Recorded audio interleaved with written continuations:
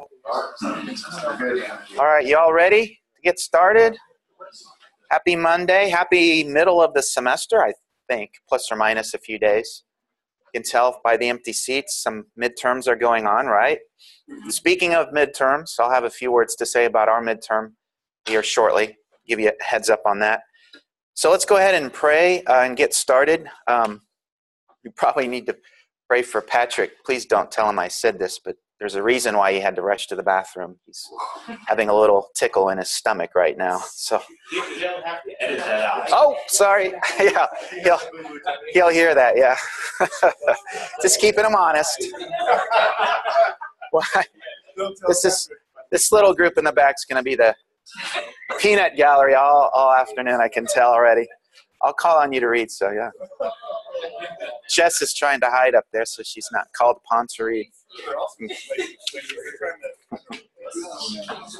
But I do want to pray for, every now and then I'll bring a student's name in to pray for specifically. One of our online students, Jeremy Wilson's, found out this last week that he, what's the language here? I think ruptured an Achilles tendon.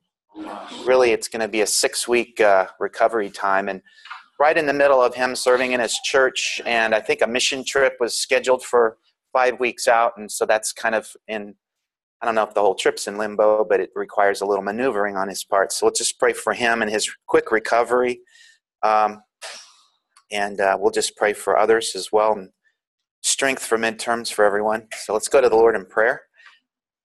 Thank you, Lord, for blessing us. Thank you for having our backs and covering ground behind the scenes, where you know all things and you care for us deeply. We thank you for your love for us.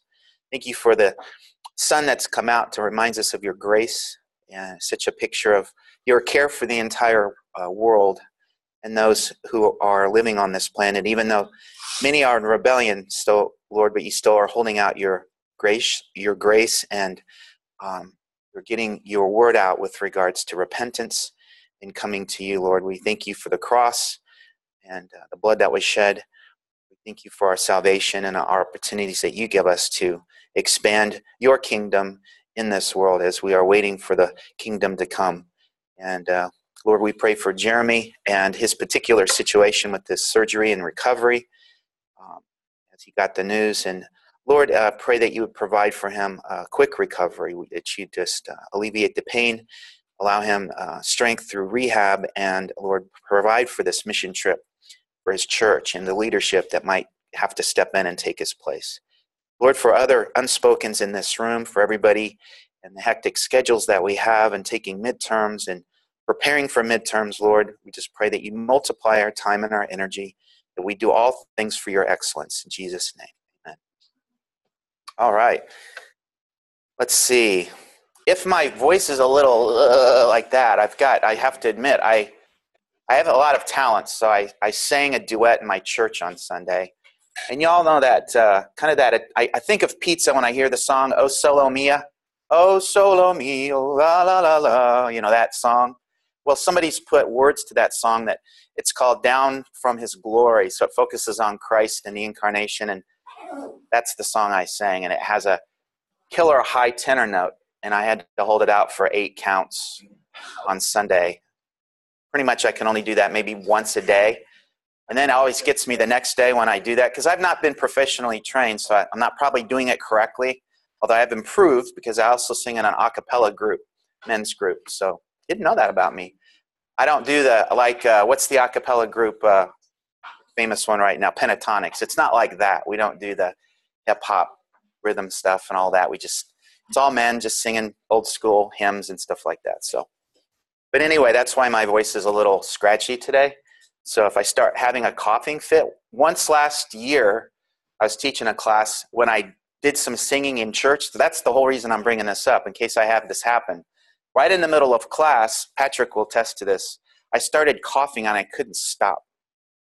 Drinking water, and it just was a tickle in my throat, and I was like, what is going on? I was embarrassed. My eyes started to water. I couldn't stop it. Had to leave the room, and of course he edited that all out, of course, but for the professional version. But hopefully that won't start happening this afternoon. So, all right. Well, glad you're here. Let's We're going to pick up where we left off in 2 Kings chapter 9, and we ended on kind of a negative note with the end of Jezebel. Didn't remember. You're supposed to hiss. Anybody? Yeah, thank you. That was your job. Okay. Yeah, thank you. One thing, I ask you to do one thing and you forget. No, before I forget, midterm coming up in this class. So here's what I was thinking. A lot of you have been preparing. You've already started reviewing. Probably the best way to review, and I've given you PowerPoint slides in advance of each lecture. So what I might do is what I've done in the past is give you a complete set of just the one version, all the material that will be covered for the midterm. It's just out of class discussion, not from the reading. So make sure you get that clear. So what I've given you in those PowerPoints is kind of like a travelogue, a narrative. Underneath each PowerPoint slide, there's what's called speaker notes. So if you read that, you'll have a good chance to do really well in the final exam. That's just good preparation. It's just going back and review your own notes, reviewing your own notes, and all the material for the midterm will come from classroom discussion. So things that I've emphasized along the way, I'm not going for minutia. You might think that I am, but I'm not. The questions that I ask there's going to be part of it. It'll be multiple choice and some true false intermixed. So those are questions that kind of, you're in a section of the classroom discussion, and I'll throw in a few options that are, true statements about what we covered in class and one statement that is not true. I'm big on this is not true or this is wrong. So you're looking for what's wrong with this picture kind of thing. And sometimes I'll take similar ideas and, from across a lecture. So not necessarily all in the same section. I don't know if that makes sense or not, but I think you'll do fine if you just prepare. What we cover today will be the extent of the midterm, so nothing beyond today. So really we'll end with 2 Kings, right? So Samuel, Kings, that's the midterm in terms of what we talk about in class.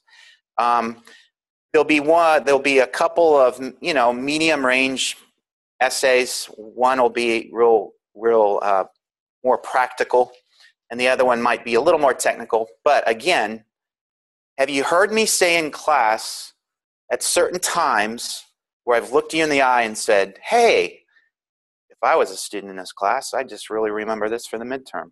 Have you ever heard me say that? Ever? Really? Oh, come on. Oh, yeah, of course. Yeah, it was the other class. I think I remember, if I was an astute student in this class, I think I would have remembered a lot of emphasis that I put on the Davidic covenant, for example. That'd be a nice center of gravity.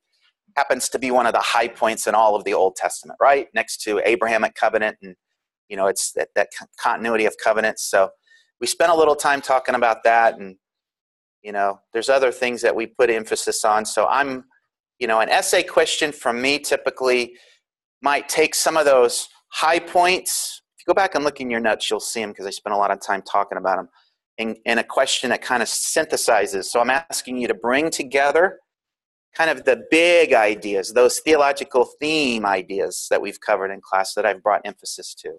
And here at the end of 2 Kings, our discussion today, you'll see me, again, spend a little time talking about one of those. I like to make connections, and I like to encourage you guys and gals to do the same, because I think helps the Old Testament come alive. So those are the things I want you to remember from this class.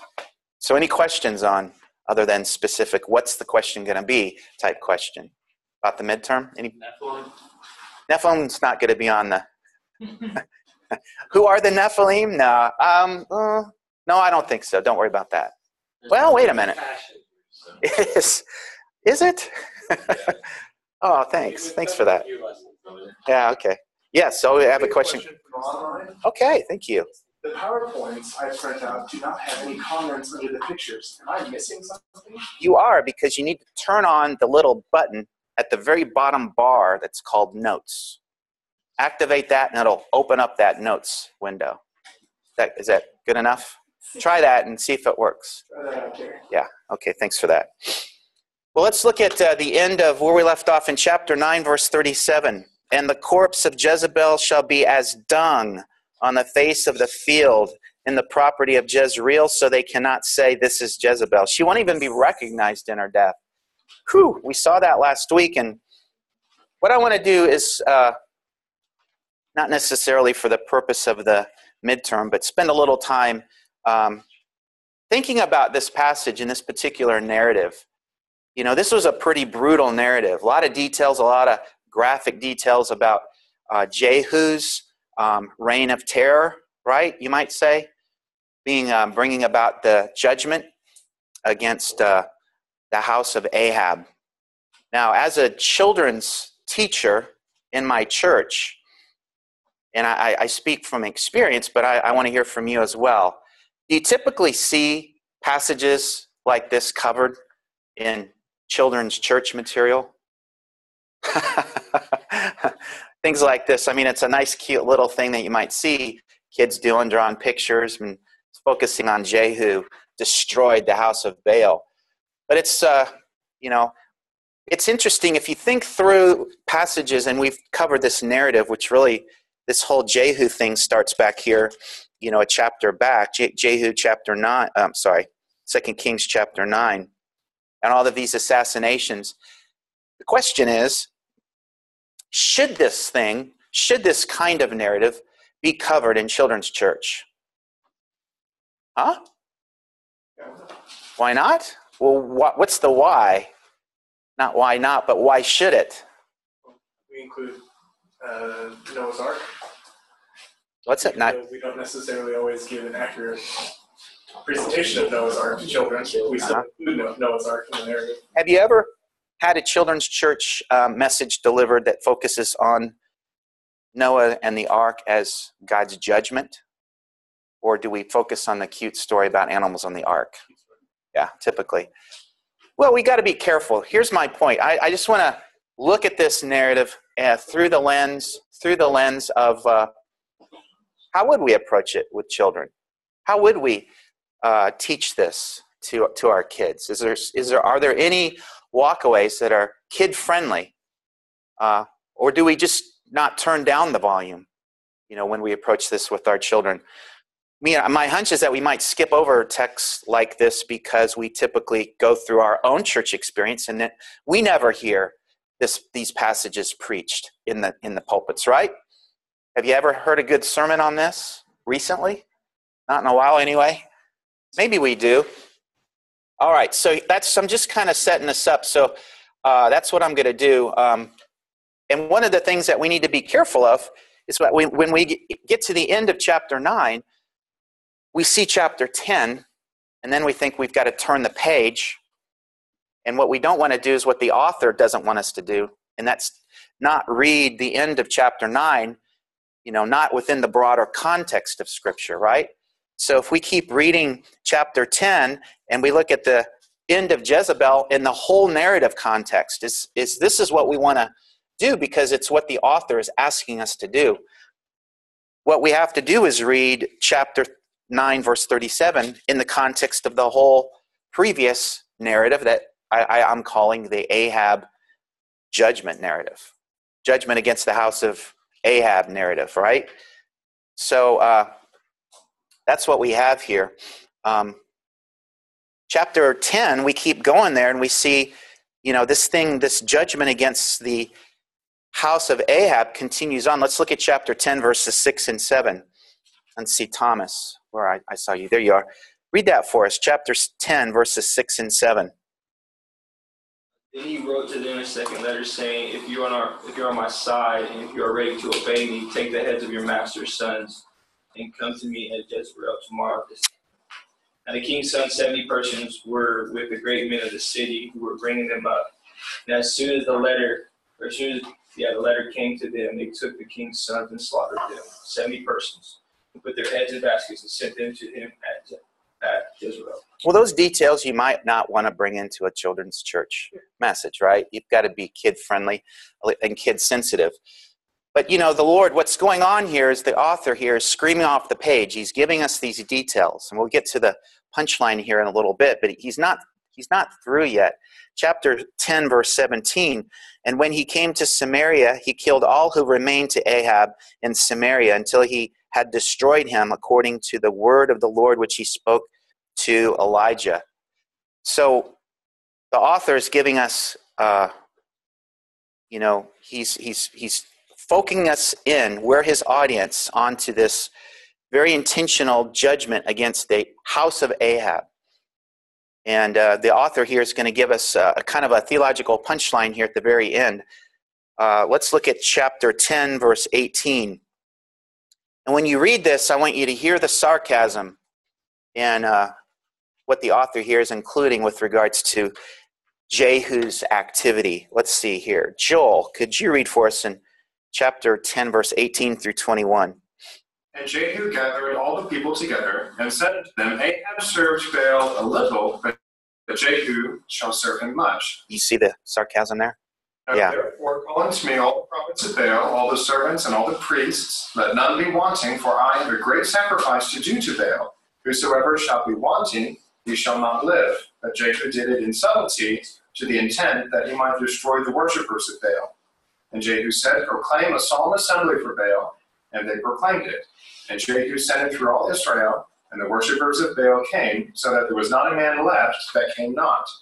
And they came unto the house of Baal, and the house of Baal was full from one end to another. Okay. So there's sarcasm there coming from, right? You hear it? Jehu, he's preparing a sacrifice in the house of Baal.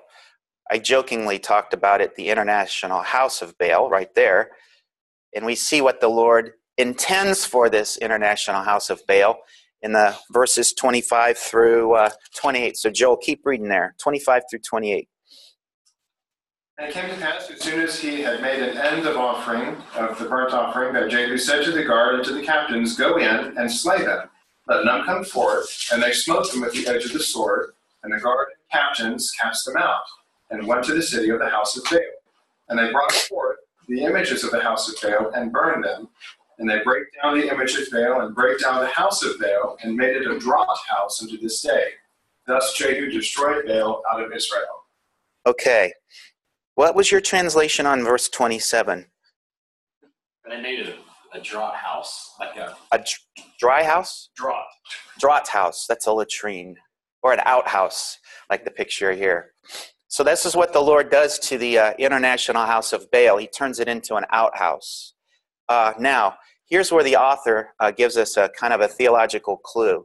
And this is how it helps us to interpret this in such a way that it might even be helpful and instructional for a kid in K through 4th. They are the level of kids that I teach every Sunday morning at my church. How would I take this message? What would I do with it?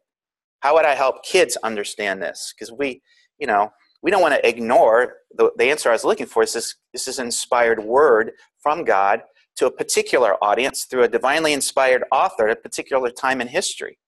Now, the author gives us a clue here, as it is to this day. So think about that. Who is this author writing to? Remember? This might be on your test. The audience of the author of Kings. The author of Kings, the historian, the theologian, who's writing this message down, looking back on history. And, well, here's a picture. Here's this picture. Looking back on history and evaluating a historical time of history, but intended to tell it theologically to a particular audience. So who's he writing to? Remember? The author of Kings is writing to the exiles. Yeah, the exiles. Those who left Jerusalem after the exile, after the Babylonian exile, the destruction of Jerusalem. The Israelites, those from Judah, were taken to various locations in Babylon. And this is what happens. They've been having church for a while. The author of Kings steps in and he says, let me tell you in a historical account, theologically written, why you're here. See, this is what he's doing. Why are we here theologically? And he's using He's using this historical account to scream off the page to the audience to remind them, look at the idolatry, look at the syncretism. It was politically led by the house of Ahab. And how does God feel about well-entrenched syncretistic paganism? Let me show you how he feels about it. He turns the international house of Baal into a latrine. As it is to this day, we all can take a field trip and go over there and visit this latrine. See, as it is to this day is a signal to the audience that the author of Kings has in front of him, as it is to this day, because we all know the history of what happened to the northern tribes. They have ceased to exist as a nation. We alone, Judah, are left. Now, the lesson that the author of Kings is making, look, the Lord's not given up on us. You know, we've been hearing from the prophet Ezekiel, who's come with us, and he's in exile with us. He's our pastor for the day, reminding us of the Davidic covenant promise that a king's going to come and a day of the Lord is going to happen, and God's got a future for us. But here's the thing, audience. I'm now speaking as the author of Kings. Let's not make this mistake again.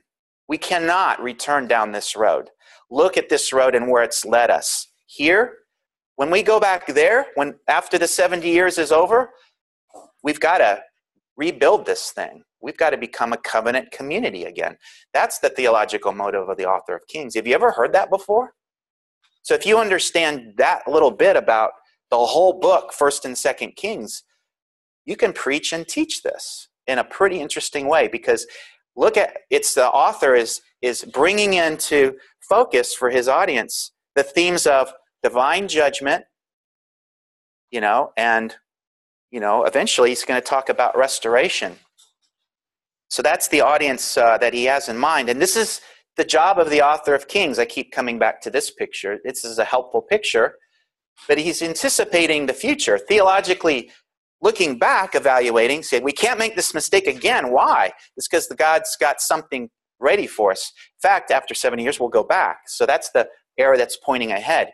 The author of Kings is preparing his audience for the return to Jerusalem. That's what he's doing by writing the history and focusing it this way.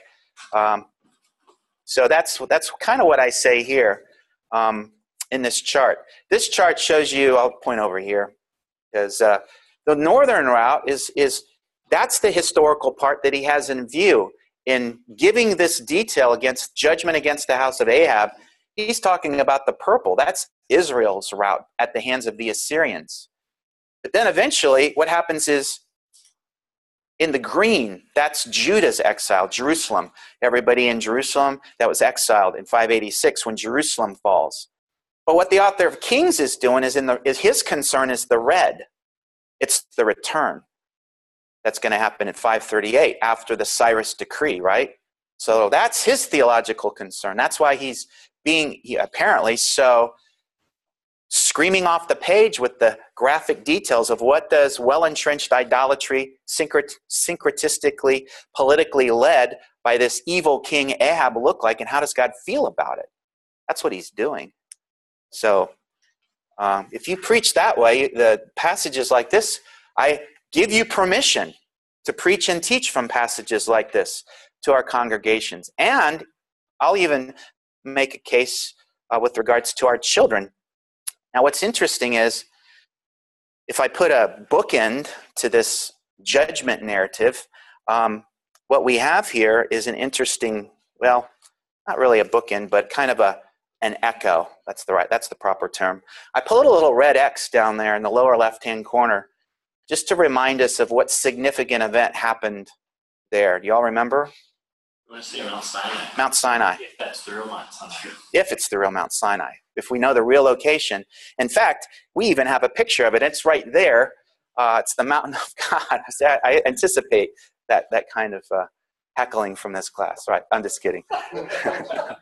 Mount Sinai. Israel's, what happened here? The significance of what happened here.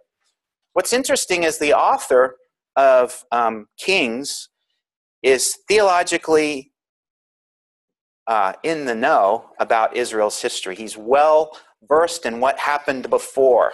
So here's another example of what happened, what his attention to details about what happened before in Israel's history. He goes back to Mount Sinai in this judgment narrative. Do you remember where? Do you remember where? Where do we make the connection to this whole narrative, which is about judgment against the house of Ahab because of politically led, syncretistically motivated idolatry, leading the nation down that road? Remember where we first heard about Jehu being given permission to kind of be an extension of God's judgment against? You remember? Well, let's go back. Let's go back to 1 Kings chapter 19. 1 Kings chapter 19. And remember, for the author of Kings, he's writing one continuous book. We're not talking about two different authors here. We're talking about one historian, theologian. And Elijah, remember Elijah, where does he go after his encounter with this well-entrenched syncretistic paganism? What location does he go to?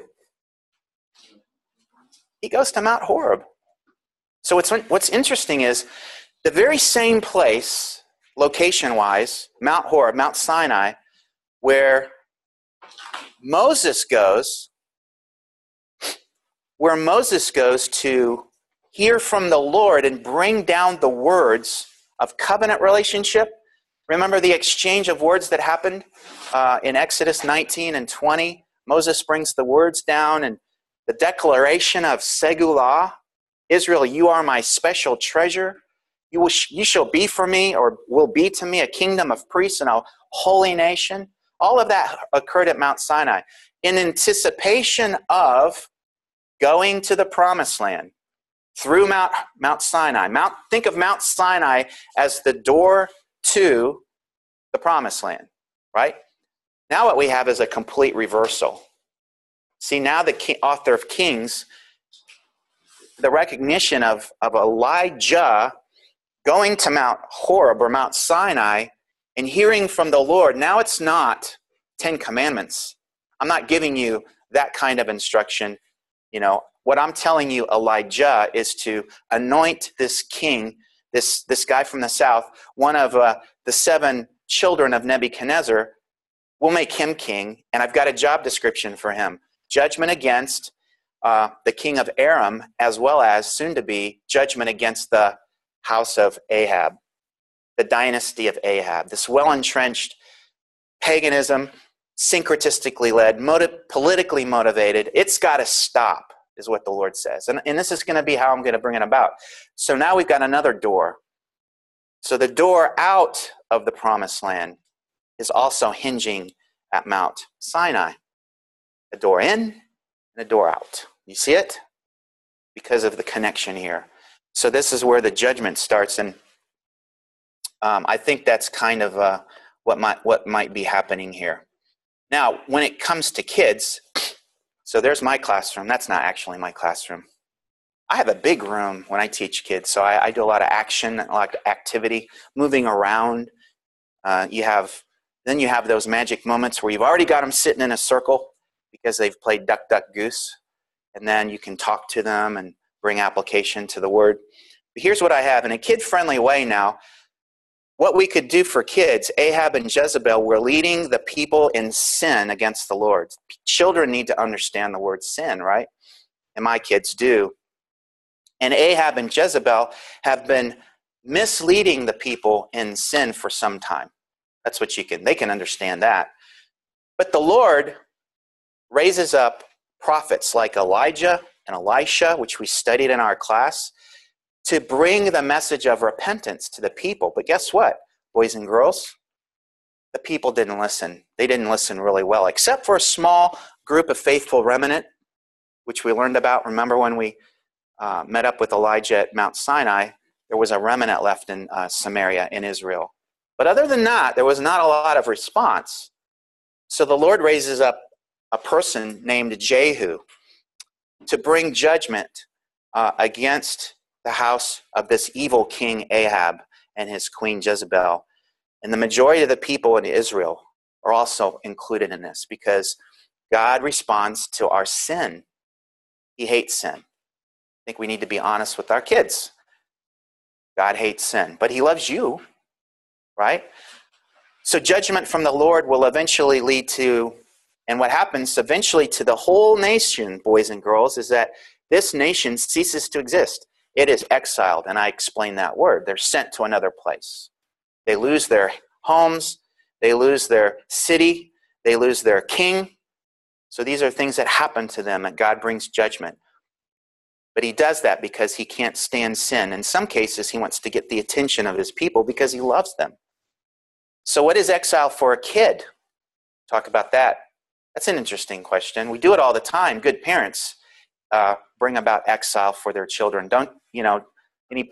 Tough love. We've talked about that before. Removing privileges, taking away car keys, not for K through 4, but they're not driving cars. But what does it look like even for them? Well, here's what I would do. I'd talk to my kids and say, you've got some instruments. God will use people in your life to sometimes make life hard for you in response to your rebellion. When you as a kid, you kids out there, when you are walking down this path where you keep sinning and you do things that are disobedient and you know it, someone may come into your life to make your life a little bit miserable. So then I could talk about parents, grandparents, teachers, coaches, music lessons, or some people in a kid's life. And some of my kids are into gymnastics coaches and some of those things. So, and what do they do when you rebel? Let's just pretend you're in your classroom at school and you say, no, I'm not going to do my homework. No, I'm not going to go to the board. No, I'm not. What's the teacher going to do? And you ask them to give you ideas because they know what this looks like. There's a timeout corner in my room. Or maybe I have to stay after school and do more board work. Or write something on the chalkboard like Anne of Green Gables, or you don't even know what that is, do you? Anne of Green Gables? Sorry. All right. Or I get, I lose privileges or I have to sit on a bench or whatever, and then you say, yes, that is what exile looks like. You all know what exile is then as a kid. You've experienced exile. How many of you experienced having to stay after school or sitting in the corner or, having to go to the principal's office or something like that? I've got kids that do that, and they understand. So, yeah. So that's the way God works. And for a kid, they have to understand that there are authority figures in their life that God can even use, right, as an extension of his judgment. And sometimes we have to go into exile. So that's kid-friendly. That would work from this passage, right? You see kind of how to work. So I just thought I'd throw that out and just to show you that we don't have to always ignore these passages in the Old Testament. All right, let's keep going. We got to pick up some time here. So in contrast to what's happening in the north, in Israel, where things have gotten extremely chaotic, and you can see the quick judgment that's happening, what God is doing against the northern nation, what the author does here is highlight some bright points, some happy moments that are going on in the south, in Judah. Let's take a look at chapter 14, verses 1 through 4. And Cosmos, could you read for us? Chapter 14, verses 1 through 4. You got it? Okay.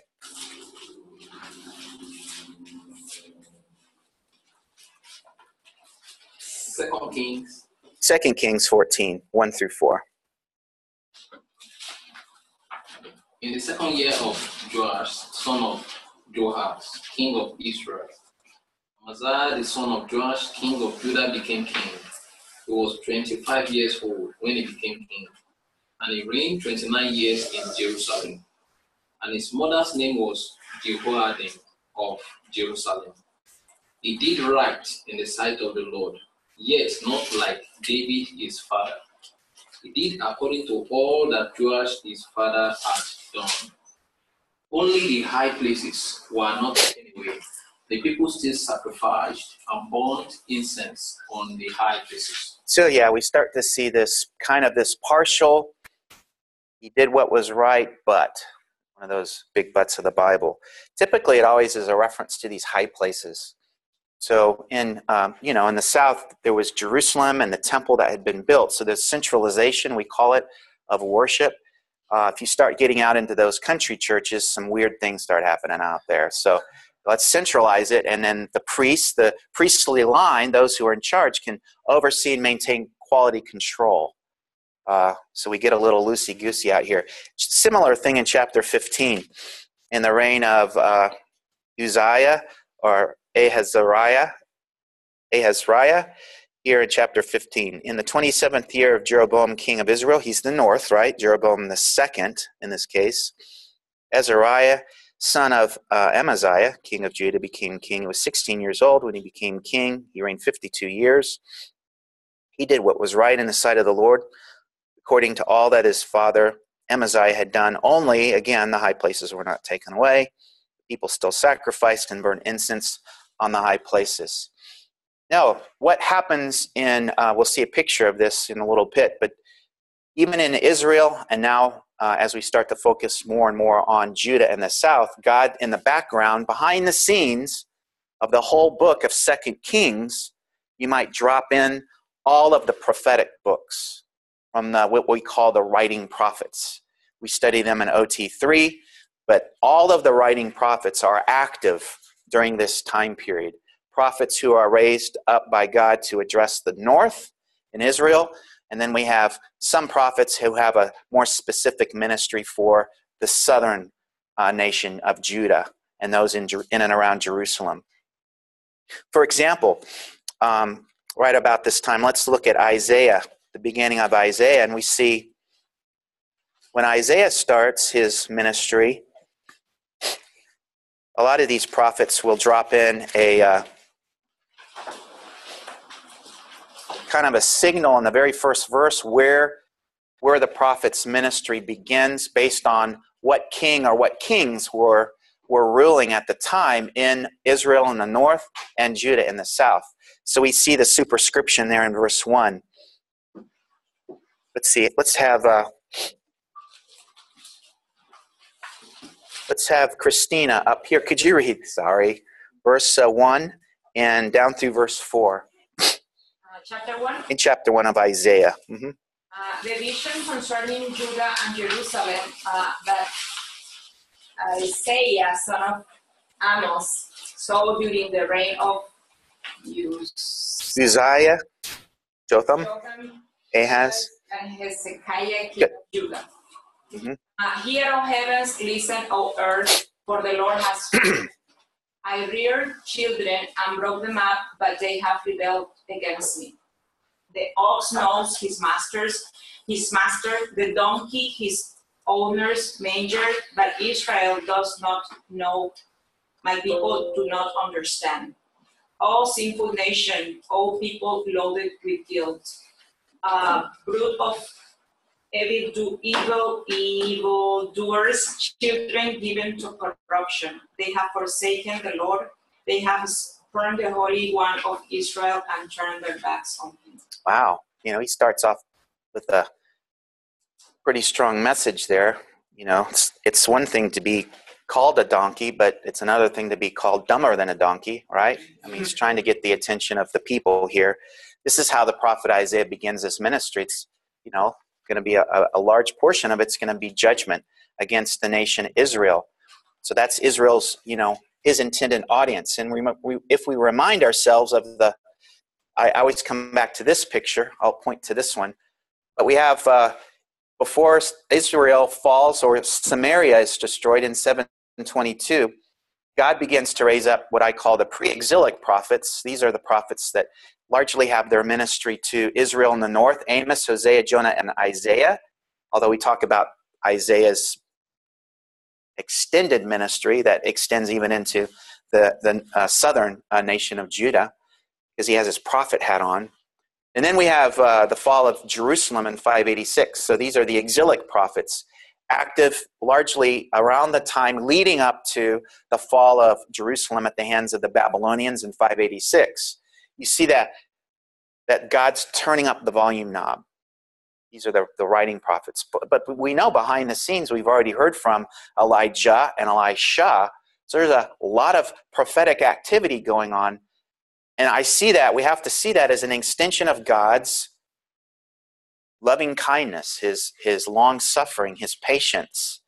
He's speaking the message of largely judgment to a group of people who are hard of hearing and are hard-hearted and are going down the wrong road. And eventually we're going to see these things take place with regards to exile because of unresponsiveness, not with the faithful remnant who unfortunately have to go to Babylon when the exile happens. But that's a whole nother discussion. God raises up prophets to encourage the faithful remnant. And it was, as I said before, when we read the prophets, we have to understand there's two groups that the prophets are addressing.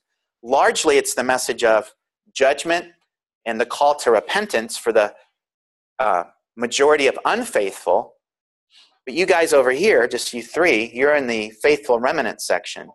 God speaks, God speaks to you with the message of the coming day of the Lord.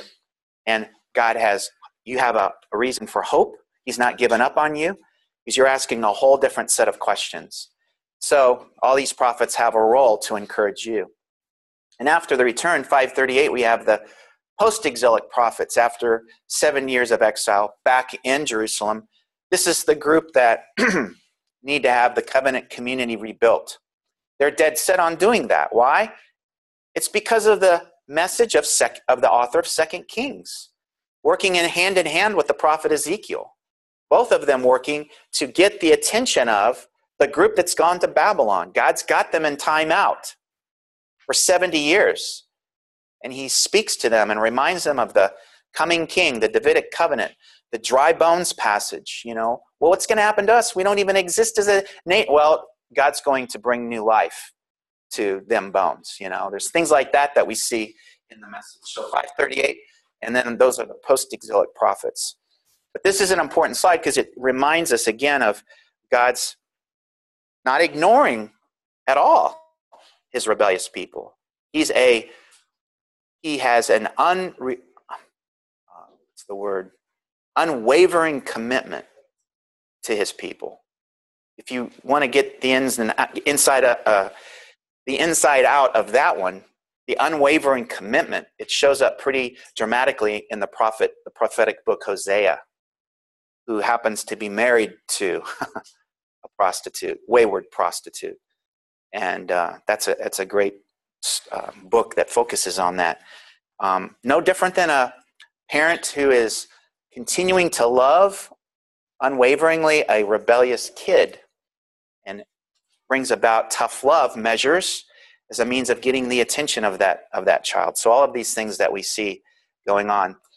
So the break in the dike is starting to happen. The spiritual cracks in Israel's dam are really starting to show up.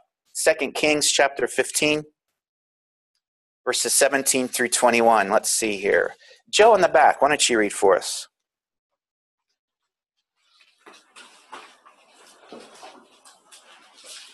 You got it there, Joe? 17 through 21? 15. Yes, 17 to 21. In the 39th year of Azariah, king of Judah, Menahem, the son of Gadi, began to reign over Israel, and he reigned 10 years in Samaria. Actually, you could say it this way, and I'm just going to do it because I have to clear my throat. Menahem.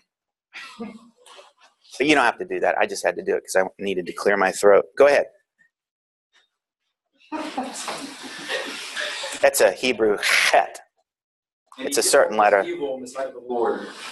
He did not depart all his days from all the sins of Jeroboam, the son of Nebat, where he made Israel to sin. Keep going there.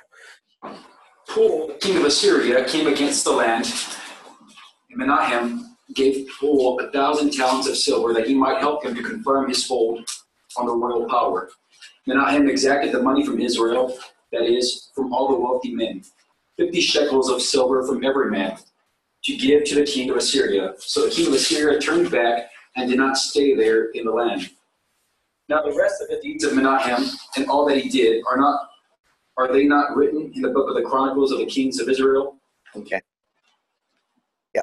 Okay, in verse 22. So what's going on here? We see the reference here to Pul, This is Tiglath-Pileser III, the Assyrian king, who's starting to solidify his military strength with regards to and starting to show up from the north as a threat to what's going on in the south.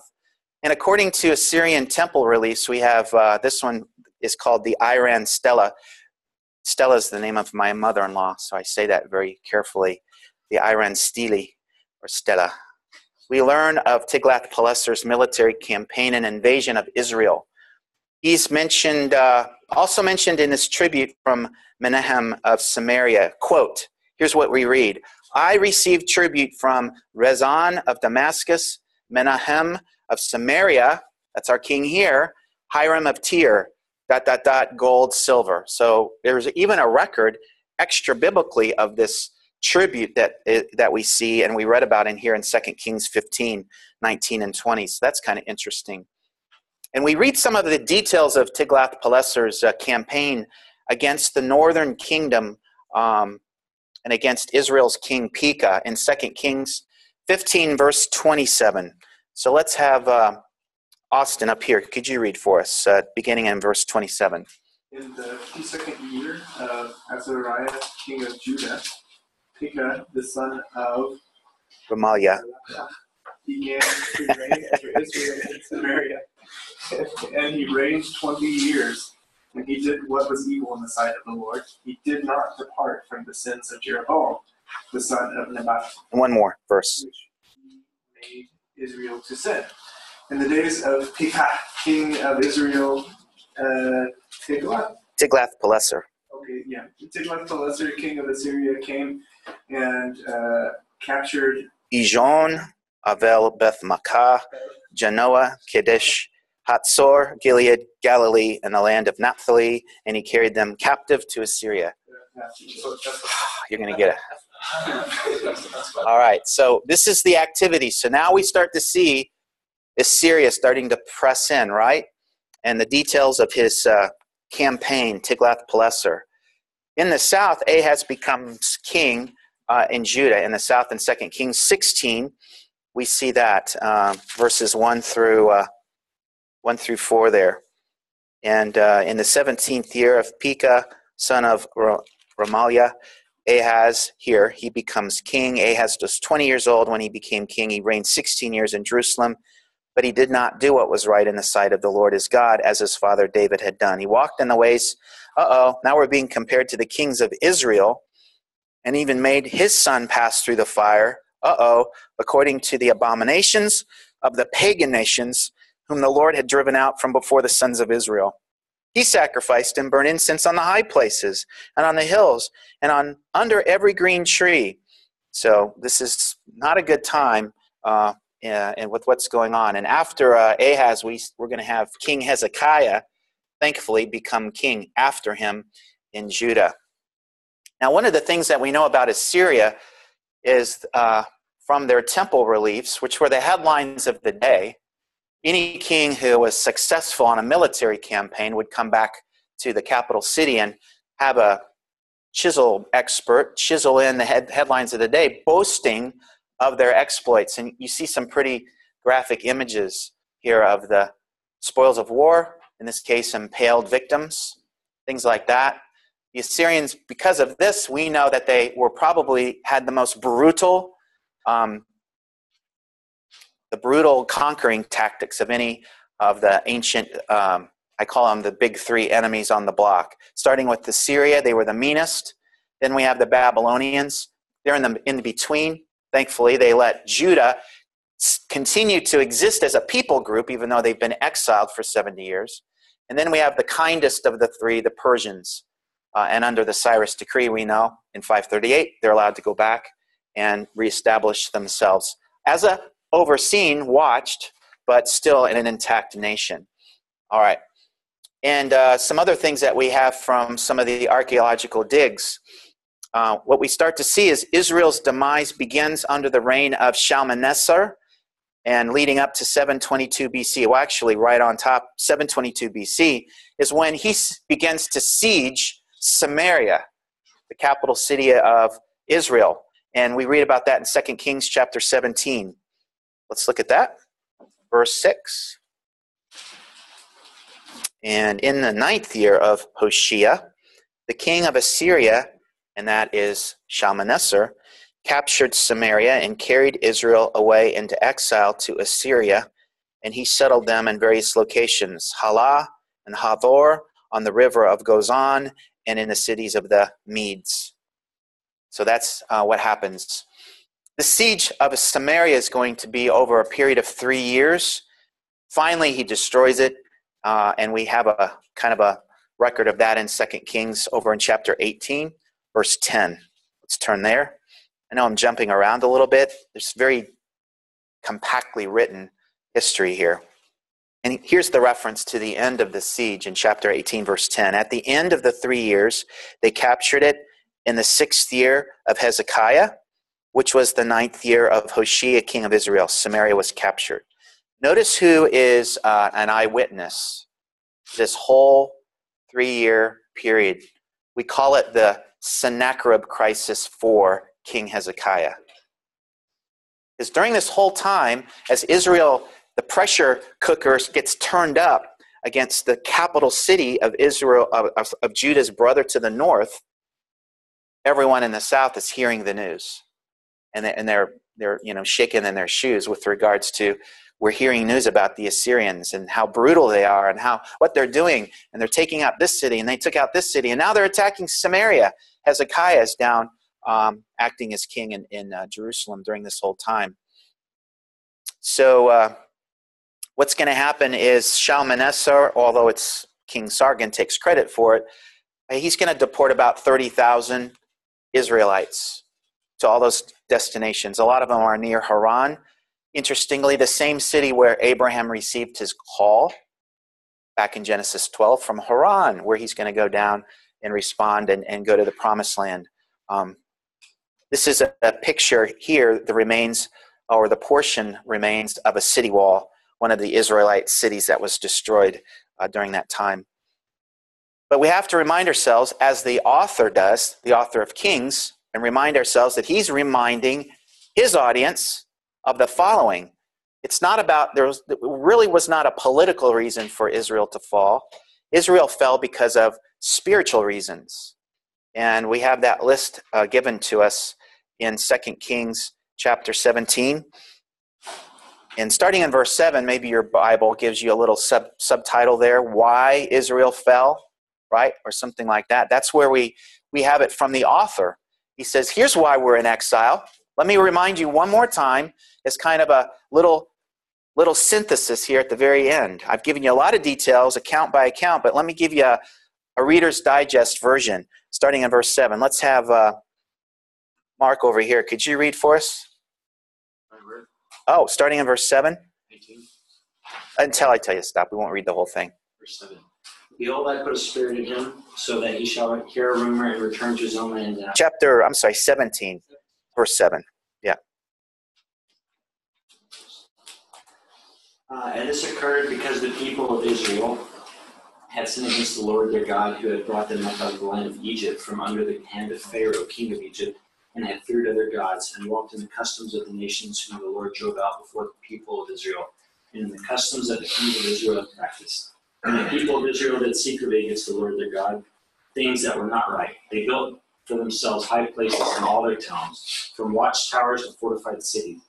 They set up for themselves pillars of Asherim on every high hill and under every green tree, and there they made offerings on all the high places, as the nations did when the Lord carried away before them. Skip over to verse 14. But they would not listen, but were stubborn, as their fathers had been, who did not believe in the Lord their God. They despised his statutes and his covenant that he had made with their fathers, and the warnings that he gave them.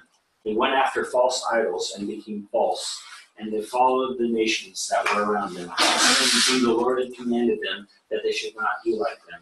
And they abandoned all the commandments of the Lord their God, and made for themselves metal images of 2 calves, and they made an Asherah, and worshipped all the hosts of heaven and served Baal. And they burned their sons and daughters as offerings, and used divination and omens, and sold themselves to do evil in the sight of the Lord, provoking him to anger. Okay, so if we read any more, you might get struck by lightning. Yeah. This is the author here screaming off the page. This is his assessment. One more time, written in a very consolidated fashion. But it gives the reason for Israel's fall, and we know from chapter 17, beginning in verse 24, some of the details there with regards to the leftovers, the poorest of the poor, those left behind from the Assyrian exile, become the future of the Samaritans. You probably know that history, but here's where we locate it in those people who are still around when the exiles come back. This group of people have been having church for a while, but under the leadership of Zerubbabel and Ezra and Nehemiah, the decisions made, they ain't us. We can't include them in our covenant community because they're not worshiping the same God. They're still stuck in this ongoing syncretistic religion. It's still around, and that's what the returning exiles encounter when they get back. All right, just a few more slides and we'll take our break. So in the south, starting now, because now we don't have a northern kingdom anymore, everything from this point on focuses on Judah. And thankfully, King Hezekiah, he's going to take over in 2 Kings chapter 18, verses 1 through 6. How was he evaluated theologically? Verse 3, he, Hezekiah, did what was right in the sight of the Lord, according to all that his father David had done. We love to hear that. He removed the high places, been a long time, and broke down the sacred pillars and cut down the Asherah. He broke into pieces the bronze serpent that Moses had made, and the people start worshiping. For until those days, the sons of Israel burned incense to it, and it was called Nehushtan. And he trusted in Yahweh, the God of Israel, so that after him there was none like him among all the kings of Judah, nor among those who were before him. He clung to the Lord. He did not depart from following him. He kept his commandments, which the Lord had commanded Moses. So now we see the full picture. We would hope to see that kind of summation for all of the kings. That was what we were hoping for. That's a Deuteronomy 17, 14 through 20 king right there in Hezekiah. I have a question. Yeah. They've kept a bronze serpent that Moses had manufactured, 800 years now? 1,000 years? Yeah. And why is this resurging at this time? Good. God didn't have judgment on them. I mean, there's a lot of stories through Joshua where people looted coins and hid things under their tents, and God judged the whole nation. But they have this copper bronze. It goes back to Numbers chapter 21. Yeah, and something that was connected to some artifact of some kind was becoming an instrument of worship, right? Yeah. But I mean, you're asking the question of why is it still lingering around? Yeah. Yeah. Well, they cleared house several times. They got rid of, and it says that they followed rightly in the Lord's path. Time and time again. But someone had a idol hanging around in their backyard. Yeah, I'd have to look at that a little more closely. The Neshutan idea comes from some kind of a wooden symbol of a female deity. So it may have been. I'm trying to think. Maybe the idea that I have in my mind. It may have been. I'm thinking of a composite idea. So was there something that Moses had originally made that over time was then added to and fabricated into some kind of a synthesis, syncretistic kind of little figurine, and it was worshipped. A long time. Moses. It is. From this time. Mm-hmm. It's an interesting, and the author of Kings is building, bringing in a historical context for it too, which is really interesting too. So at least he believed that Moses really existed.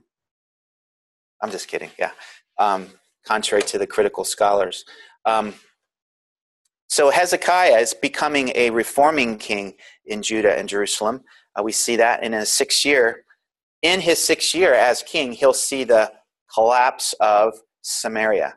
So right on top of it, and we see that in verse 10, a reference there the author gives us. At the end of 3 years, they captured it, that is Samaria, during the 6th year of Hezekiah, which was the 9th year of Hoshea, king of Israel.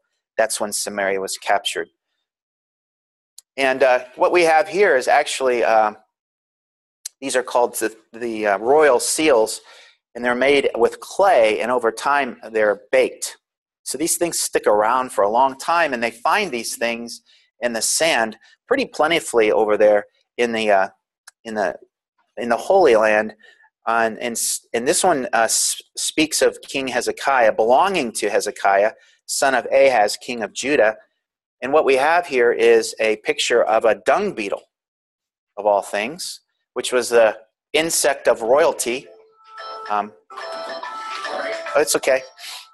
Might be my mother-in-law calling, trying to get a hold of me, because my phone's in my office, so I'm just kidding. But it's interesting that dung beetle is picked as the royal insignia of King Hezekiah.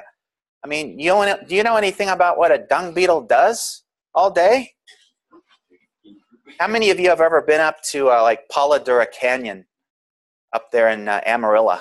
I'm pronouncing it like a true Texan, Amarillo.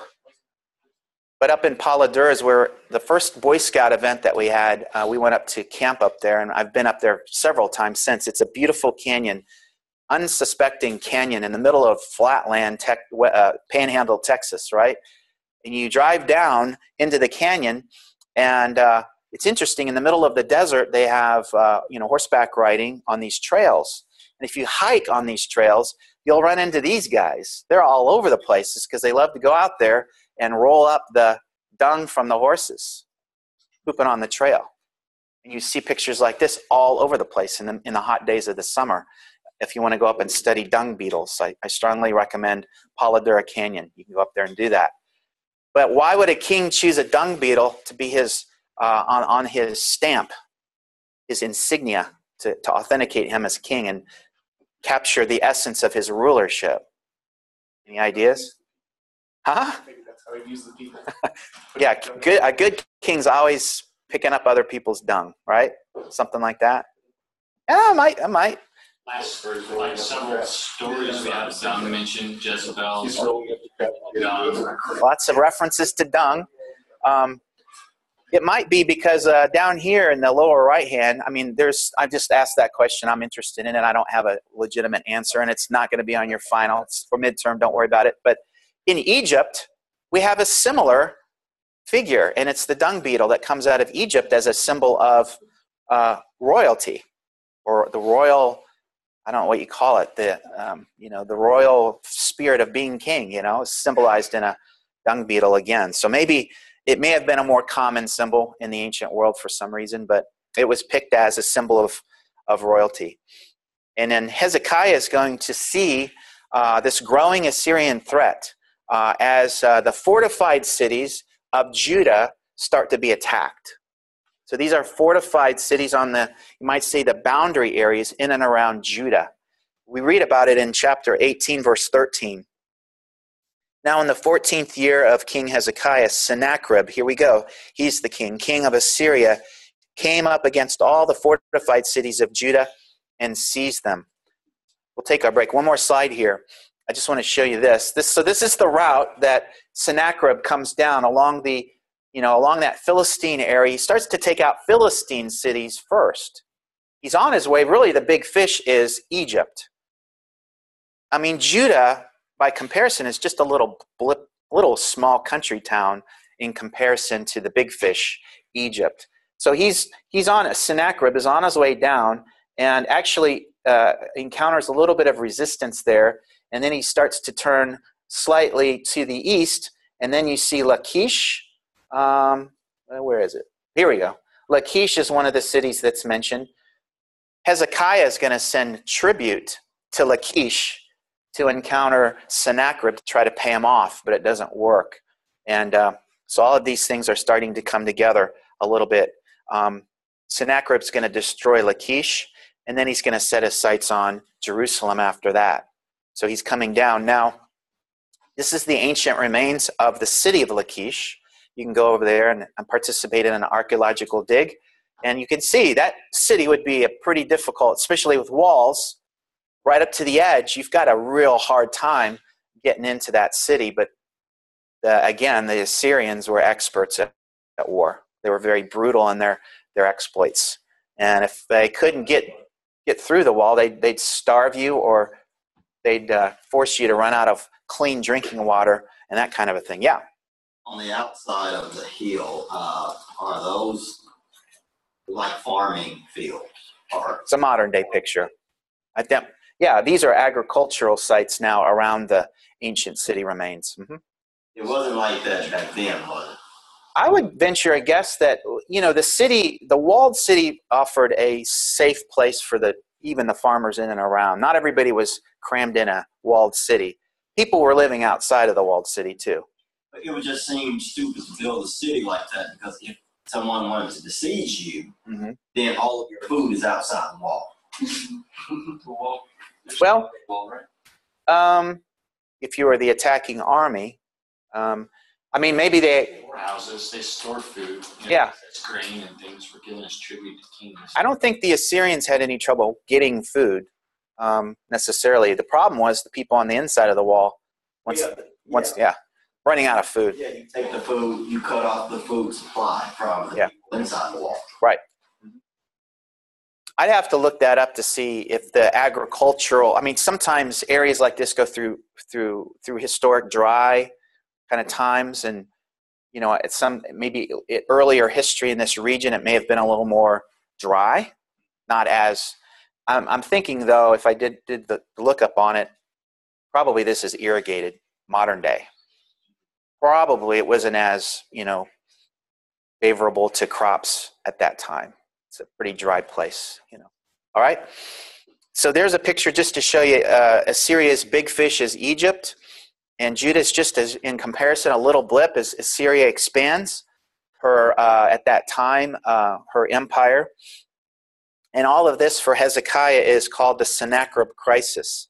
Here's some of the other remains of that city, that aerial shot I showed you a little closer up of Lachish. And Hezekiah, like I said, in 1814. Chapter 18, verse 14, we see the attempt of Hezekiah. He sent to the king of Assyria in verse 14 at Lachish, saying, I've done wrong, withdraw from me. Whatever you impose on me, I will bear. So he's willing to pay whatever the price. So the king of Assyria required of Hezekiah, king of Judah, 300 talents of silver and 30 talents of gold. So he's paying him tribute. But after Lachish falls, this crisis continues to mount. And Sennacherib will send a delegation to Jerusalem as a means of trying to intimidate verbally the king and the small army that's stationed in Jerusalem. And we see a little bit of this intimidation strategy in chapter 18, verse 28. It's kind of comical. Rabshakeh stood and cried with a loud voice in Judean. He's speaking their language, saying in verse 28 in chapter 18, hear the word of the great king, the king of Assyria. I'm picturing the comical, Monty Python sketch, where you probably don't know what Monty Python is, but where the messengers, speaking against the great wall and, come out, give yourselves up, and they're throwing stuff over the wall and all that stuff. But it's funny, you have to see it. Google it. Put a Google on that. Thus says the king, do not let Hezekiah deceive you, for he will not be able to deliver you from my hand, nor let Hezekiah make you trust in the Lord, saying, the Lord will surely deliver us. This is mocking, right? And the city shall not be given into the hand of the king of Assyria. Do not listen to Hezekiah, for thus says the king of Assyria, make your peace with me and come out to me and eat each of us his vine and each of us his fig tree and drink each of the waters of his own cistern until I come to take you away.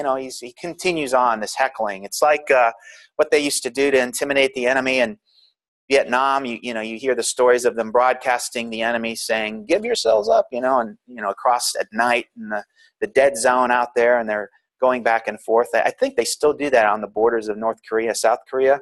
They broadcast live and project rock and roll music and all the stuff that would annoy the North Koreans and all that stuff. It's just interesting. So this kind of tactic still goes on. So we'll come back and see how King Hezekiah responds. Let's take a 10-minute break, and we'll come back and keep going.